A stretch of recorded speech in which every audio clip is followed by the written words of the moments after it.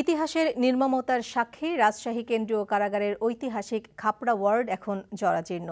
১৯৫০ সালের এপ্রিলে এই কারাগারের খাপড়া ওয়ার্ডে বন্দী রাজনৈতিক নেতাকর্মীরা রাজবন্দীদের অধিকার প্রতিষ্ঠার দাবিতে অনশন শুরু করলে তাদের উপর গুলি চালায় কারা কর্তৃপক্ষ।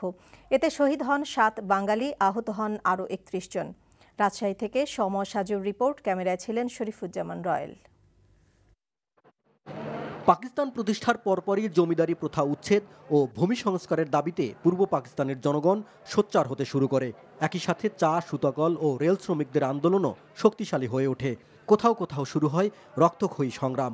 এসব লড়াই সংগ্রামে নেতৃত্ব দানকারী নেতাকর্মীদের ঠাঁই হয় কারাগারে। রাজশাহী কেন্দ্রীয় কারাগারের খাপড়া ওয়ার্ডে বন্দী এমন রাজনৈতিক বন্দীদের রাজবন্দির মর্যাদা না দিয়ে উল্টো তাদের দিয়ে টানানো হতো জেলের ঘানি। এসবের প্রতিবাদ এবং নিজেদের অধিকার আদায়ে রাজবন্দিরা অনশন শুরু করলে তাদের কণ্ঠস্তব্ধ করতে আকস্মিকভাবে গুলি চালানো হয়। এই খাপড়া ওয়ার্ডে প্রায় ৪০ থেকে ৪২-৪৫ জন রাজবন্দী ছিল। নির্যাতন এবং তাদের অধিকার হরণ এবং ১৯৪০ সালের যে প্রিজনার্স রুল, সেই রুলের বাতিল করার বিরুদ্ধে যখন আন্দোলন করছিল তখন এই গুলিটা চালানো হয়েছে। আমরা বারবার দাবি তুলে আসছি যে খাপড়া ওয়ার্ডটাকে সংস্কার করা হোক, সংরক্ষণ করা হোক এবং দর্শনার্থীদের জন্য খুলে দেওয়া হোক। তবে আশার বাণী শুনিয়ে আইজি প্রিজন বলছেন, ঐতিহাসিক খাপড়া ওয়ার্ডকে সংস্কার ও সংরক্ষণের পরিকল্পনা এরই মধ্যে হাতে নেওয়া হয়েছে।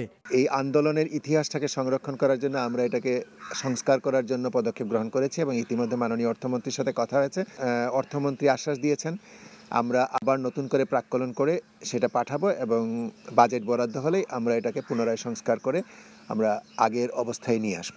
রাজশাহী কেন্দ্রীয় কারাগারের খাপড়া ওয়ার্ডের লড়াই গণতান্ত্রিক আন্দোলনে যুগ যুগ ধরে প্রেরণা যোগাবে। তাদের আত্মত্যাগ মানুষকে উজ্জীবিত করবে, এমনটাই প্রত্যাশা করছেন ইতিহাসবিদরা। NTV news desk.